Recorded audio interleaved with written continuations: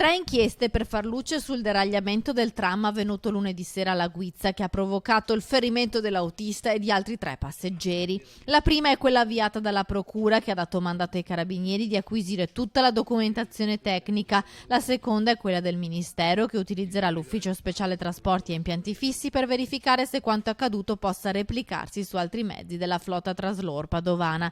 Terza e ultima inchiesta, quella interna avviata da Bus Italia per stabilire l'esatta dinamica dell'incidente. Intanto è stata prolungata la sospensione della circolazione del tram per altre 24 ore, infatti sono previsti autobus sostitutivi.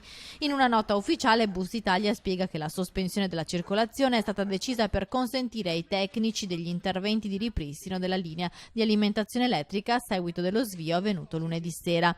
Nel solo mese di giugno però sono stati almeno 4 gli episodi in cui il tram ha registrato problemi. Il caso del deragliamento intanto è diventato una questione politica. Dal comune, sindaco e vice sindaco si dicono convinti nella scelta di portare avanti la costruzione della nuova linea del tram. Le opposizioni però chiedono un referendum e la testa del presidente di Bus Italia, Andrea Ragona. L'incidente di lunedì sera arriva anche al tavolo del ministro dei trasporti Danilo Toninelli con una lettera inviata dall'ex sindaco di Padova, ora sottosegretario all'economia Massimo Bitonci, che chiede di cambiare la tipologia del mezzo. Un gesto che ha fatto infuriare il sindaco Giordani, che ha bollato la lettera di Bitonci come pura strumentalizzazione.